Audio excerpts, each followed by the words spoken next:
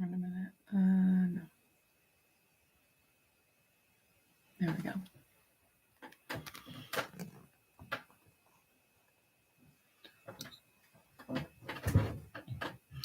Okay, so here we are for our group healing session.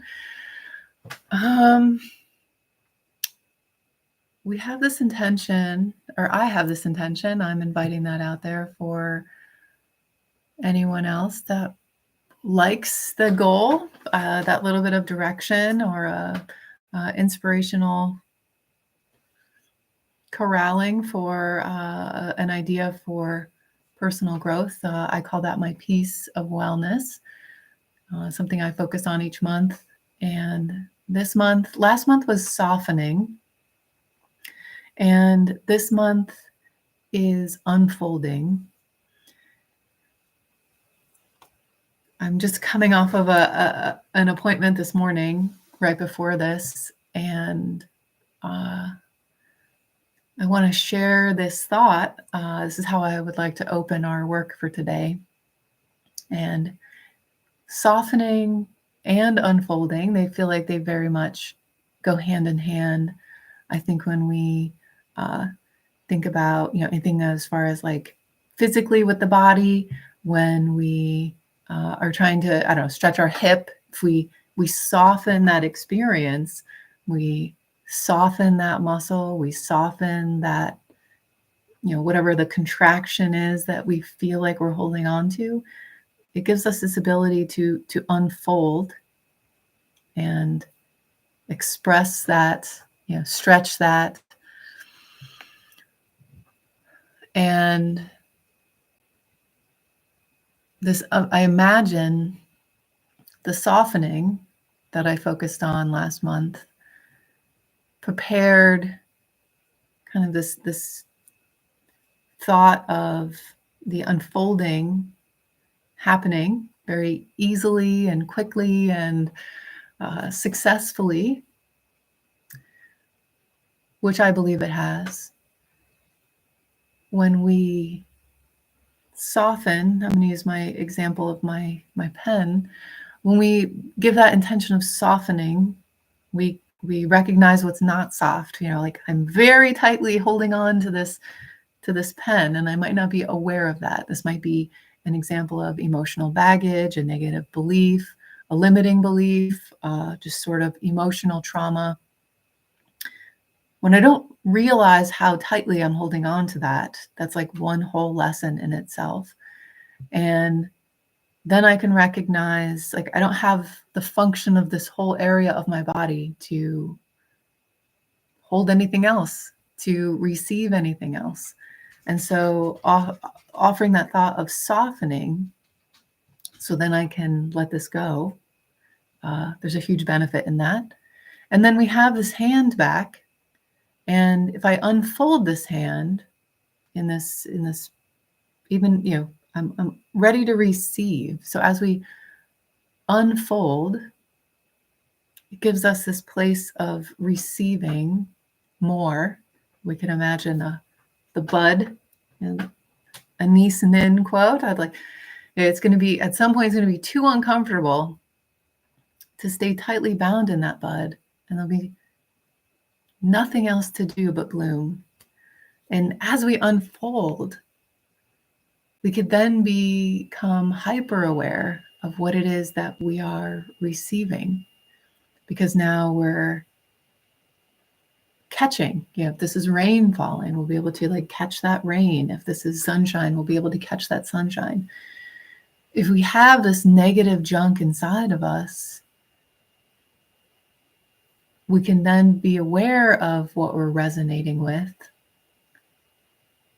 And we can become a collector of this negative junk.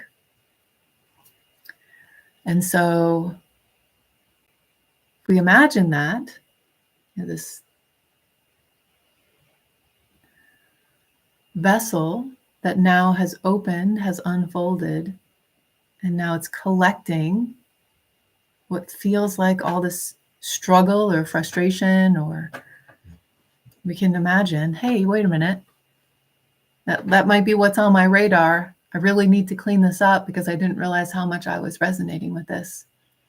And I think it was last week we were doing Let's Talk Tuesday, and one of the participants shared that a quote of some kind that said about that awareness of not folding while we're trying to unfold. And when we're in that collective mode, if we do fold, it's almost like we're swallowing and bringing in all that negative stuff that we have collected. And we don't want to do that. We want to be letting that go. We want it to be, tipping the flower, the collector, dumping that stuff off. And that is our work for today. Finding that energy. I have, getting my little chart here, working with examining the things that I feel like I'm collecting as I'm unfolding. I have worked on identifying the layers of the things, and there's my most concerning piece is that helplessness and hopelessness, which are always so huge to connect to, find the story, find how it like weaves through, what's connected to the past, what's connected to the future.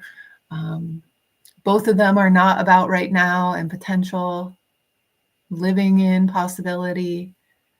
And they're really great things to identify and let go of. So I would like to begin with just that thought of releasing, finding even the thread of hopelessness and the thread of helplessness for the purpose of removing them. We're not going to grow them. We can explore them, find any other emotions that might be tied to them, find any parts of our body that we might be aware of that's like, wow, like I'm really holding on here, or I feel this in my digestion, or like maybe a headache's coming on, or that jaw pain. Recognize that, touch that area. Say, I'm choosing to listen. I'm choosing to let this go.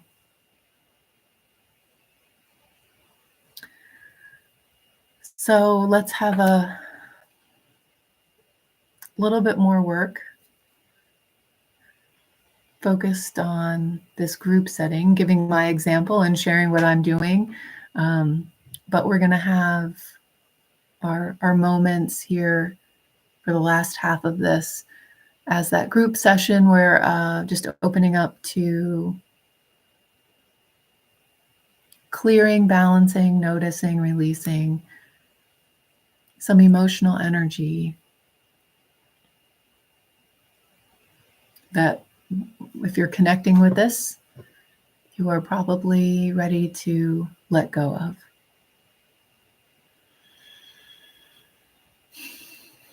I'm offering gratitude and love for the impending success that we're about to have, working on finding what we might be collecting, what might be keeping us from unfolding, either that awareness of what we're collecting or the fear of taking up space. Let's find those things and let's release them.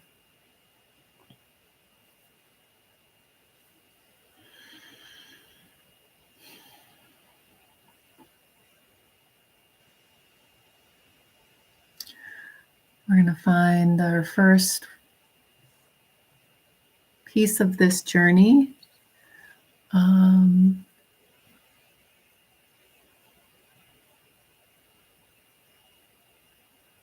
And then this is also a great place to be letting go of a feeling of worthlessness. We can call this a trapped emotion. We can also call this a limiting belief, a negative belief system, this foundational thinking that you might feel like you're not worth it, the effort isn't worth it. It can be many, many different things. You find that story that connects most to you. We're going to let go of that negative emotion, the trapped emotion. We're going to let go of that limiting belief. And when we let go of that like the pen in my hand, when that starts to soften, we can then see the potential of letting it go, having our hand back, receiving something else, noticing how full, how much energy it took, how limiting it was to have that belief. And then, of course, replacing it with something that is a positive affirmation, positive thought.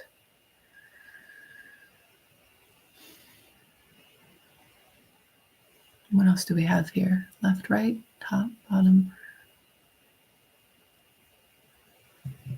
Unsupported is the next emotional energy, which is, I'm just going to call that the emotion of the energy of unsupported. Of course, this can be a fact of life where we are unsupported, but it is also our perception. It's also our choice to be around those people that are not supporting us. It is also a very governing factor of creating that thread of helplessness and hopelessness. I feel like it gives it the perfect medium for, if that's like literally a thread, unsupported is such a great medium for that hopelessness and helplessness to kind of weave in there and tie that into us very tightly, that feeling of unsupported. So we're releasing that energy of unsupported.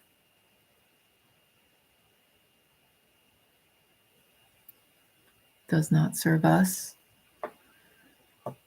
And also recognizing the control that we have when we do need some support. You know, are we reaching over for the phone to ask that person that is unreliable, unfunctional, distracting, consuming of our own energy? Are we going to reach for the phone and ask for them? Or are we going to change that behavior and look for a new idea, a new option, a better option, higher functioning option?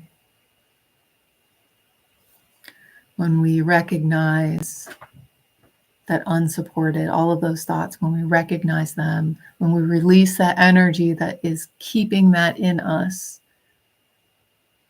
bringing up the thought of the awareness around that is so valuable. We can then begin that shift into living in potential, possibility, our own potential, our own possibility, not all these things that we try to collect to inspire their possibility and inspire their potential. This is about us.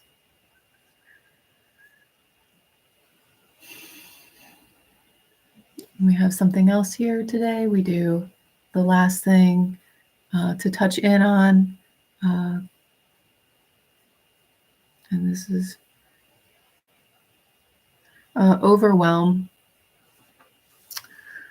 Overwhelm is another real good one for the distraction energy. Can set up those chemicals for that thrill of success. Those stress hormones, we can become addicted to them. And that overwhelm feeds a lot of negative behavior, and it keeps us from finding time, effort, attention.